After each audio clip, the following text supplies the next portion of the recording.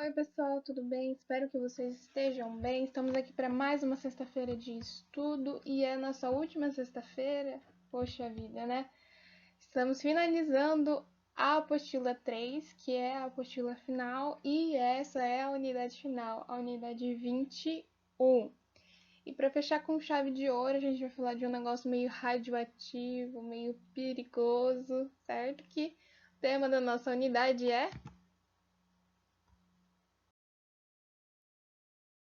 radioatividade. Então, radioatividade é um termo que, quando as pessoas falam, dão calafrios, né? A gente começa a pensar, meu Deus, o que é isso, né? A gente já lembra de Chernobyl, Hiroshima e Nagasaki, esse tipo de situação, certo? Que vai nos lembrar da radioatividade. Bom, então, o que a gente vai ver? Os conceitos da radioatividade, alguns cálculos que envolvem esse conceito. E o exercício não vai dar pra gente fazer porque é muita coisa pra gente falar em 30 minutos e eu espero que eu não passe muito do tempo.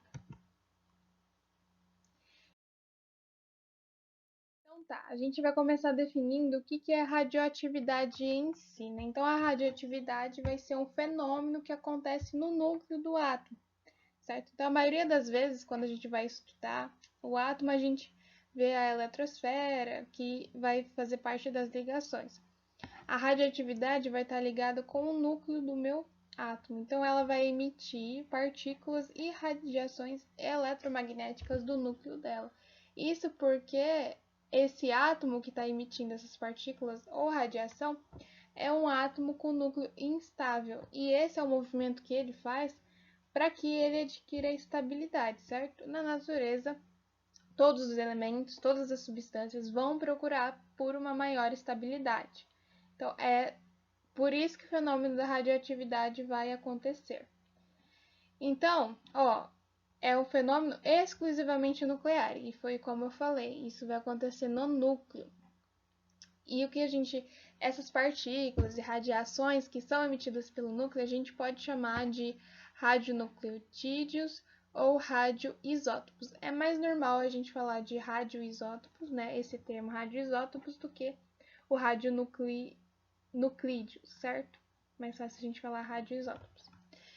E aí esse fenômeno, ele vai acontecer com alguns elementos, certo? Não são todos os elementos da tabela periódica que possuem propriedades radioativas, mas naturalmente em mais de 40 isótopos com número superior a 80 de massa atômica. Então, elementos pesados, né, com uma massa superior a 82, os seus isótopos vão ser radioativos, ou seja, eles vão emitir partículas ou radiações eletromagnéticas do seu núcleo, certo? Então, no entanto, isótopos radioativos com número atômico inferior a 82 podem ser produzidos em laboratórios, ok?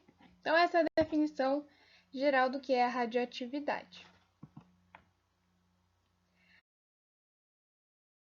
Aqui tem um esqueminha para a gente entender o que vai acontecer.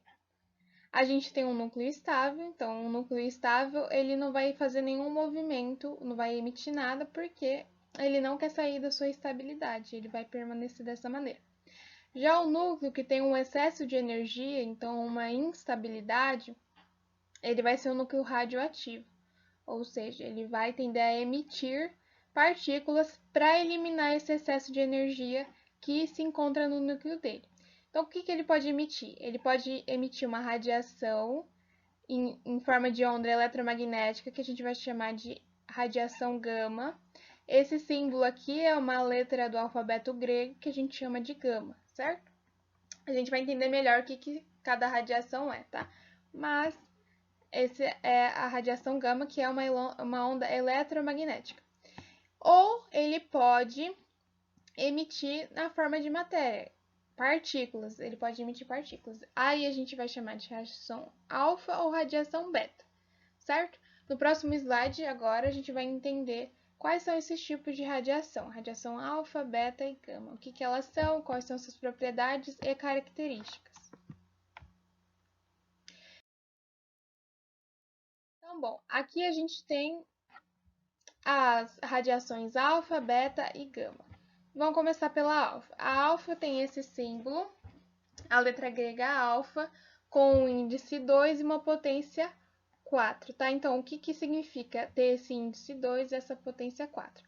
Ela possui 2 prótons e 2 nêutrons, então, ou seja, o número atômico, aquele número de prótons, né, que geralmente a gente coloca nos elementos normais, a gente coloca aqui 2, né? E o 4 é o total de partícula que constitui essa partícula, né? Porque, lembrando, a radiação alfa, ela é constituída por matéria, ou seja, partícula, certo? Então, ela vai ter vai ter prótons e nêutrons, certo? Na sua constituição. Ela vai viajar a 20.000 km por hora, certo? Não é uma radiação nociva, é uma radiação bem tranquila.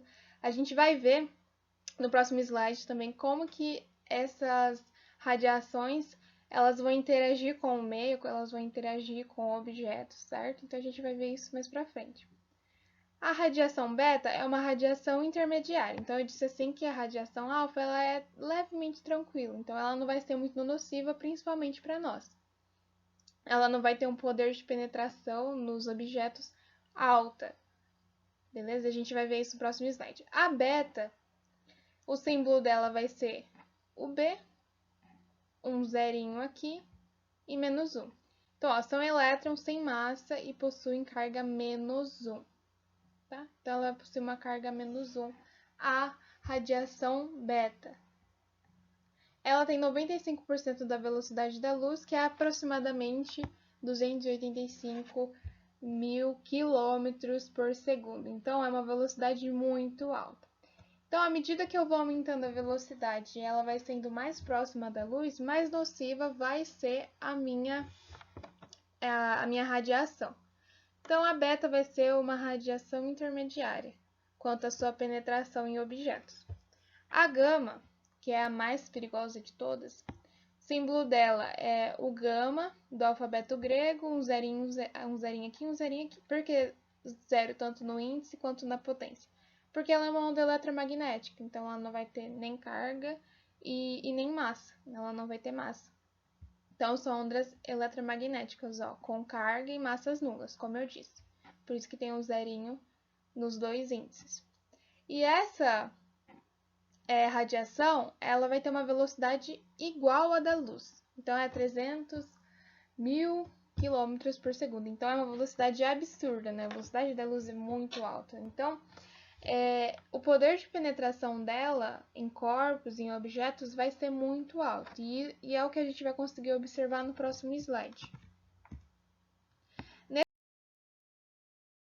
slide aqui tem um esqueminha de até onde essas radiações conseguem passar por um corpo ou objeto, certo? Então, ó, aqui a gente tem as partículas alfas que são emitidas de um núcleo instável. Essas partículas elas conseguem ser barradas por uma folha de papel tranquilamente. Como eu disse, elas não são nocivas a nós humanos. Elas não são tão nocivas assim. Já uma partícula beta, que for emitida de um núcleo instável, ela vai conseguir chegar ao corpo humano. Mas ela não tem muito poder de penetração. Aqui, eles mostram também a onda de raio-x, quanto que ela consegue passar. Mas aí, não é o nosso estudo, né? Essa daqui. Mas só a título de curiosidade, né? As ondas de raio-x são ondas eletromagnéticas, a frequência dela não é tão alta, então o poder de penetração dela vai ser barrado pelo aço, por exemplo. Por isso que a gente usa o raio-x, né? Inclusive, para fazer radiografia, né? Porque ela vai passar pela nossa carne assim, mas não pelo osso, né? E o osso fica branco. Aí os raios gamas, que são os perigosos, né? Ele consegue passar pelo nosso corpo, pelo aço e pelo concreto. E aqui essas partículas de nêutron, que é menos comum isso acontecer, né? Sair partículas de nêutron, ela vai fazer todo o caminho aqui, certo? Então, os raios gamas que são emitidos por núcleos instáveis, eles são bem perigosos mesmo pra gente. Por quê? elas são o que a gente chama de radiação ionizante, certo? Então, no nosso corpo, ela vai fazer com que existam íons no nosso corpo e isso é bem nocivo para a gente. Por isso que ficar perto de elementos radioativos pode causar câncer, certo? Tem toda uma explicação biológica, medicinal para que isso ocorra, beleza? Lembrando também que o raio-x entra nesse conceito de radioatividade porque foi um dos precursores para que se começasse os estudos da radioatividade. Se vocês quiserem, tem na internet, só vocês procurarem, que tem a historinha de como a radioatividade foi descoberta. Inclusive foi a Marie Curie que deu esse nome, né? Radioatividade. Enfim, isso é a título de curiosidade. Vamos lá. Então aqui a gente vai ter o que a gente chama de leis de emissão. Então o que são as leis de emissão? A gente vai ter 3 tipos de lei de emissão, porque nós temos 3 tipos de radiação. Então, a emissão para radiação alfa vai ser assim, ó, quando um átomo emite uma partícula alfa, seu número atômico diminui de 2 unidades e seu número de massa diminui de 4 unidades. Então lembra lá que a gente tinha visto que a representação da alfa era alfa, 2 embaixo e 4 em cima, certo? Então o que a gente vai fazer? Esse negócio de emissão aí, a gente vai então subtrair 2 unidades do número atômico do meu elemento radioativo, quando ele tem essa emissão da radiação alfa, e a massa ela vai ser diminuída em 4 unidades, certo? Como ela é uma partícula, ela vai interferir na massa do núcleo, certo? Na massa do meu átomo. Então, olha só, aqui um exemplo, a gente tinha o urânio com massa 238 e número atômico 92. Esse urânio, ele está emitindo radiação alfa, então o que a gente vai fazer? Vai subtrair 2 unidades do número atômico e 4 unidades de massa. Então aqui a gente tinha 238 em número de massa, a gente tirou 4 e ficou com 234. Aqui a gente tinha 92, tirou 2 do número atômico e ficou com 90. Essa subtração, né, essa tiragem da partícula alfa que foi emitida, vai me trazer uma nova substância, certo? Então, essa emissão do urânio formou uma nova substância que, se eu não me engano, é o tântalo, certo?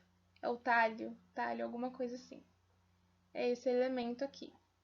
Então, toda vez que eu tenho esse tipo de emissão, alfa, eu vou interferir no meu elemento radioativo e ele vai formar um novo elemento, correto? Então, aqui, ó, a segundo tipo de emissão que a gente vai ter é a emissão beta. Então, ó, quando um átomo emite uma partícula beta, seu número atômico aumenta de 1 unidade, seu número de massa permanece constante. Então, ó, quando um átomo emite uma partícula beta, seu número atômico aumenta de 1 unidade e seu número de massa permanece constante.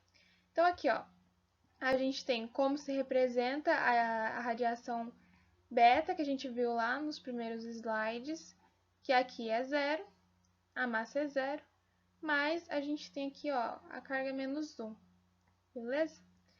Então, o que a gente vai fazer? Aqui tem um exemplo, o césio. O césio, ele vai emitir partícula beta, certo? Então, a gente vai somar 1 a mais aqui no número atômico desse meu elemento. E, consequentemente, a gente vai ter um novo elemento. Aqui a gente tinha o césio, ele emitiu partículas beta e agora formou o bário, certo? E por último, a emissão gama, ó. A emissão gama nunca aparece sozinha, ela ocorre sempre acompanhada por uma emissão alfa ou beta. Numa equação nuclear não se escreve a emissão gama, pois ela não altera o número atômico nem o número de massa. Então lembra lá que a gente viu lá na definição de gama, ela não tem nem carga e nem massa. Então ela não vai interferir na constituição do elemento em si, já que ela é uma onda eletromagnética.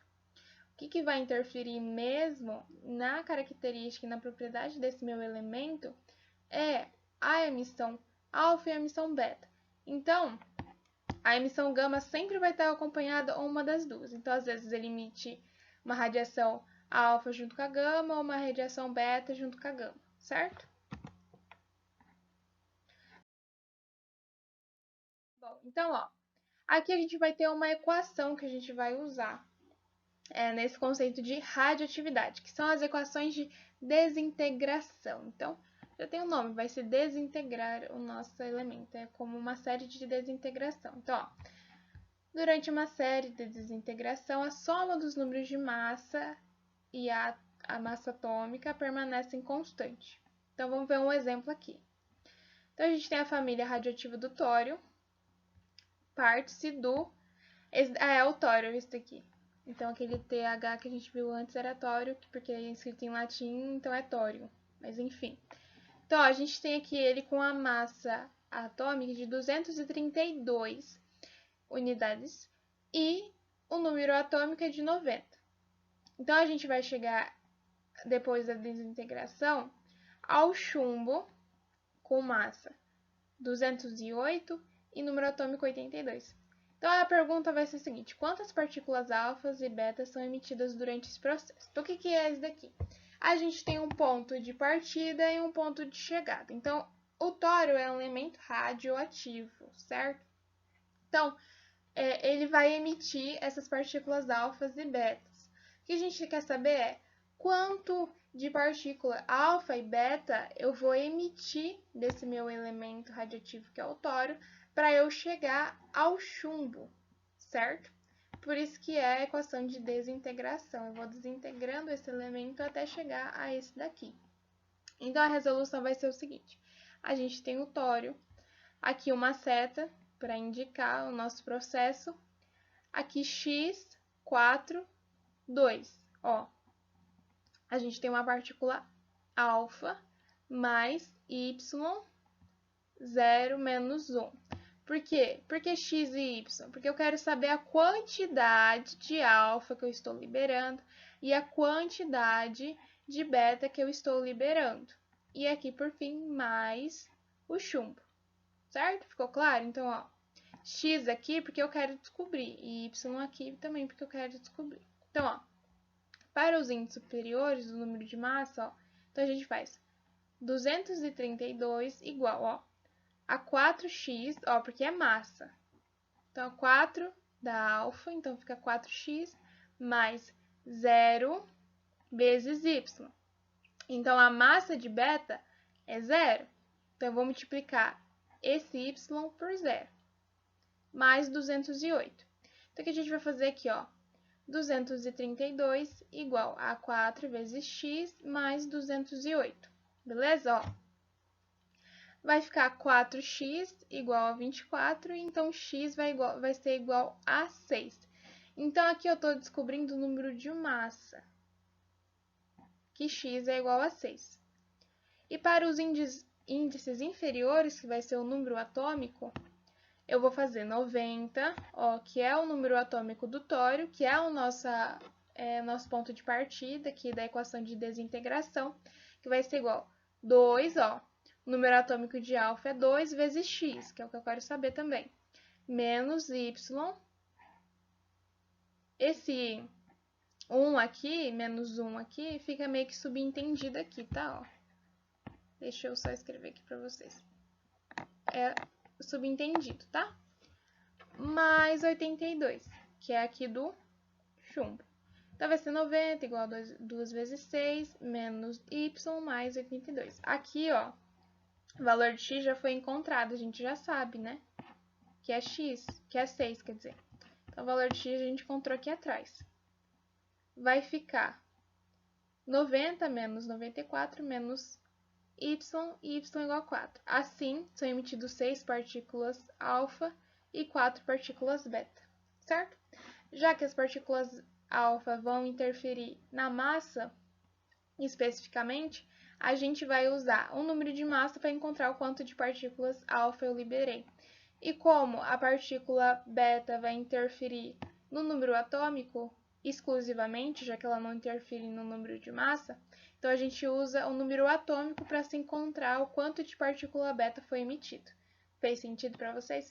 Então, é esse esqueminha da equação de desintegração, ok? Bom, então aqui a gente vai ver dois conceitos, que é a fissão nuclear e a fusão nuclear. A gente vai começar com a fissão nuclear. Então, fissão tem a ver com separação, né? Uma fissão num lugar, certo? Então, aqui a gente tem um núcleo de urânio 235 e ele vai se separar, certo? Então, à medida que ele se separa, o que vai ocorrer? Ele vai se transformar em dois elementos diferentes e emitir partículas, certo? Certo? Então, a fissão, de um modo geral, é uma divisão, certo? Do núcleo em outros menores. Então, a gente tem um núcleo grandão aqui do urânio e ele vai sofrer uma divisão para núcleos menores, de átomos menores, que vão ser mais estáveis do que esse núcleo aqui de partida, certo? Então, o que a gente faz para que isso ocorra? A gente vai colocar, provavelmente a gente vai usar, isso dá para usar no acelerador de partículas, né? Então, a gente vai precisar de partículas com uma aceleração alta, que vai bombardear esse núcleo. Esse núcleo vai se separar em dois núcleos mais estáveis, e no processo ele pode liberar energia e partículas, certo? Então, a energia liberada durante a fissão nuclear, ela pode ser utilizada em reatores nucleares, que são o processo que a gente mais usa em usinas nucleares, certo? Então, ó, para a produção de energia elétrica, a gente vai usar esse conceito de fissão nuclear. E também a gente consegue usar esse conceito, né, para a bomba atômica. Então, a bomba atômica, ela é derivada desse conceito da fissão nuclear e a energia elétrica também. Então, as usinas nucleares vão usar esse processo. Elas vão usar partículas aceleradas, bombardear um núcleo radioativo, provavelmente de urânio, normalmente. Esse núcleo, que já é instável, depois que é atingido por essa partícula acelerada, vai se dividir em dois núcleos mais estáveis e nesse processo também vai liberar energia e partículas. Ok? Ficou claro? Fez sentido? Então, vamos lá. Agora, o segundo conceito é fusão nuclear. A fusão nuclear é o processo que acontece no nosso querido Sol, que nos dá a luz, que nos traz energia aqui para o nosso planeta. Então, esse processo está acontecendo agorinha mesmo lá no Sol. Inclusive, um negócio bem legal é que o Sol não é laranja nem vermelho. O Sol ele é um branco meio esverdeado. Caso uma curiosidade aí para vocês, procurem na internet que vocês vão ver. Se você vê o Sol na faixa do infravermelho, ele vai ser laranja vermelho. Mas no normal mesmo, você vai ver o Sol num branco meio esverdeado. Enfim, é só uma curiosidade aí pra vocês. Mas o que a gente realmente quer saber é o processo que acontece para o Sol estar liberando energia até hoje, né? Então, os antigos gregos acreditavam, né? Os antigos acreditavam que o Sol era um grande bola de lenha que estava queimando lá. Se fosse uma grande bola de lenha, já era para ter apagado, né? Fazia tempo. Então, esse processo de fusão nuclear, então a gente consegue inferir que é um processo bem poderoso, que libera bastante energia. Então, vamos lá. O que vai acontecer nesse processo?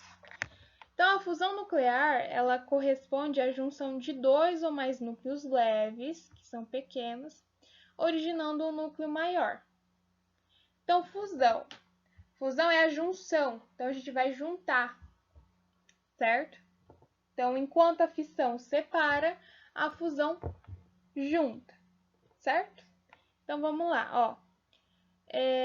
E ela vai originar um núcleo maior e mais estável do que aquele de origem. E esse processo em que eu junto núcleos leves para formar um maior e estável vai liberar muita energia mesmo. Então, por isso que o Sol está queimando até hoje, né? Então, ele faz esse processo continuamente de conversão de hidrogênio em hélio, certo? Então, o processo de fusão vai ocorrer isso, que ele vai gastando seu hidrogênio. Então, o Sol em si é uma grande bola de hidrogênio que está se convertendo em hélio. E esse processo de fusão não vai só ocorrer só em hélio, hidrogênio para hélio. Ele pode ocorrer junção de hélio e formar novos elementos. Então, até porque quando uma estrela morre, é porque ela já usou toda essa carga de hidrogênio, vai começar a usar essa carga de hélio para formar novos elementos, elementos mais pesados, e aí o nosso Sol vai morrendo. Então, quando uma estrela começa a produzir ferro dentro do seu núcleo, significa que ela está perto de morrer. Então, para a gente, o ferro em algumas quantidades faz bem, para o Sol faz mal, né? Então, uma estrela, no geral, quando ela começa a produzir ferro, né, ela começa a fundir elementos para formar o ferro, ela está morrendo. Uma curiosidade aí para vocês, se vocês quiserem pesquisar, é bem legal isso daí. Certo? Então, ó, esse é o fenômeno que ocorre no Sol, como estou falando. E ela pode também ter na bomba atômica, certo? Esse processo de fusão. A bomba que usa esse conceito de fusão nuclear é a bomba de hidrogênio, e ela é muito mais forte do que a bomba normal, que usou, por exemplo, em Hiroshima e Nagasaki. Então, estamos falidos, estamos acabados se alguém soltar uma bomba de hidrogênio aqui, porque é um pequeno sol na Terra, então é meio perigoso, certo? Então, aqui mostra um processo da conversão, então, de hidrogênio para o hélio, certo? Então, esse processo de fusão, ele começa no hidrogênio e vai passando de elementos mais leves para elementos mais pesados, porque ele vai se fundindo, certo? Então, na fissão, eu saía de elementos pesados e ia para elementos mais leves. Aqui na fusão, a gente sai de elementos mais leves e vai para elementos mais pesados, ok?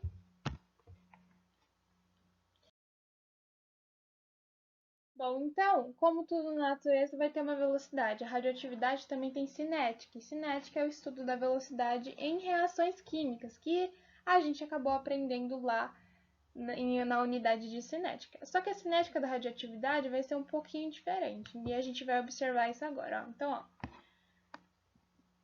na verdade mesmo, vai ser um pouco difícil a gente determinar com certeza o tempo que o núcleo ele vai levar para se desintegrar.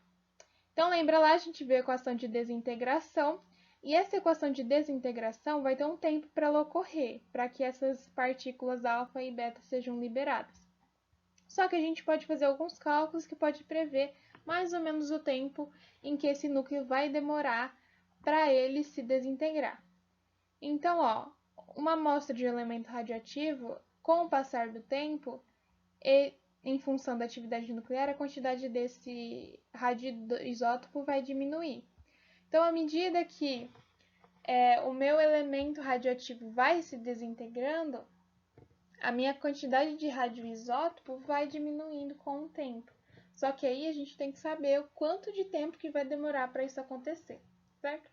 Esse conceito de tempo na cinética a gente chama de tempo de meia-vida, ou período de semidesintegração. Só que é mais normal a gente falar tempo de meia-vida, a gente representa aqui por T 1/2, que é meio, T meio, certo?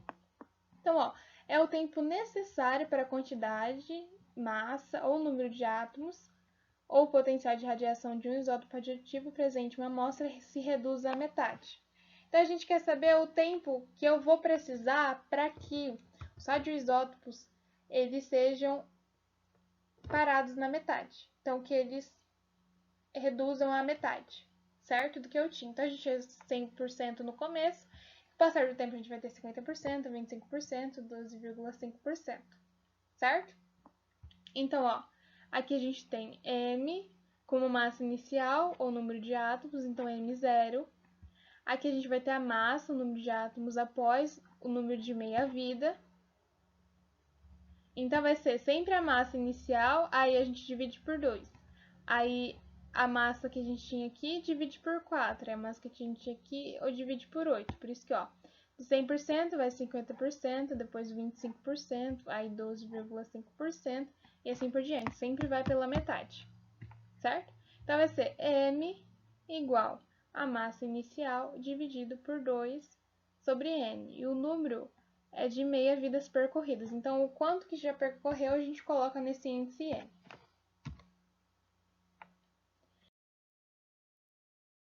E aí, a gente também pode representar esse conceito aí de tempo de meia-vida pela curva de decaimento radioativo. Então, à medida que vai diminuindo o meu potencial radioativo daquele elemento.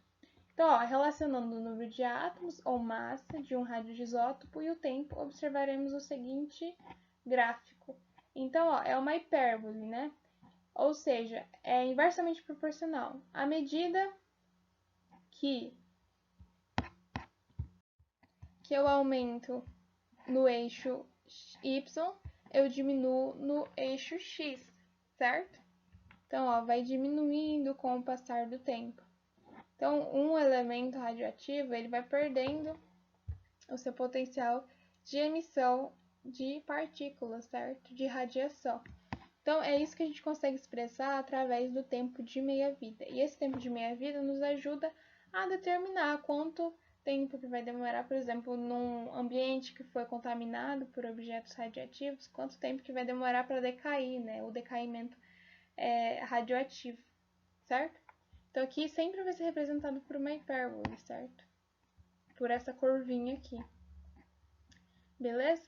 Bom, para cada também elemento vai ser diferente, né? Os números, mas geralmente vai ser dessa maneira que a gente vai representar esse decaimento aqui, ok? Então era isso por hoje, pessoal. A gente viu então a radioatividade, viu todos os conceitos que abrangem a radioatividade, os tipos de radiação, poder de penetração dessas radiações em corpos e objetos. A gente viu também a equação que a gente utiliza para a gente prever o quanto de partículas foram liberadas nesse processo, lembrando que a radiação gama não interfere então nesse processo, já que ela não tem carga e nem massa, certo? A gente também viu os dois conceitos, tanto fissão nuclear quanto fusão nuclear. Então, a fissão a gente vai usar em usinas nucleares, em bombas atômicas. A fusão nuclear é um processo que acontece no Sol e todas as outras estrelas. Uma bomba que tem esse conceito é a bomba de hidrogênio, que tem a ideia de fundir, né, de juntar hidrogênios para formar hélio, elementos mais pesados. Esse processo libera bastante energia, muita energia. A gente viu também que as nossas reações, nas nossas equações de desintegração, elas vão ter um tempo para que elas ocorram, e a gente chama isso de tempo de meia-vida, que é o quanto tempo que vai demorar o potencial de radiação do meu elemento cair pela metade. E a gente também consegue representar esses conceitos por um gráfico, né, que é a curva de decaimento radioativo, certo? Então foi isso sobre radioatividade, eu agradeço a atenção de vocês. Acabou, gente, as apostilas, acabaram as aulas, o vestibular está aí. Gente, o vestibular já é domingo, meu Deus.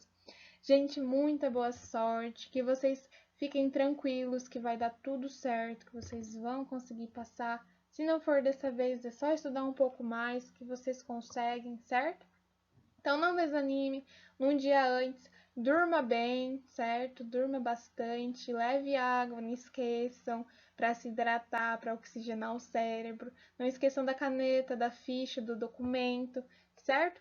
Então, uma ótima aula, certo? Hoje é sexta-feira, né? Então, já vai ser então amanhã vai ser sábado, e já é domingo. Então, gente, ó, fiquem tranquilos, na paz do Senhor, porque vocês vão conseguir, certo? Um beijo no coração e muito obrigada pela atenção de vocês.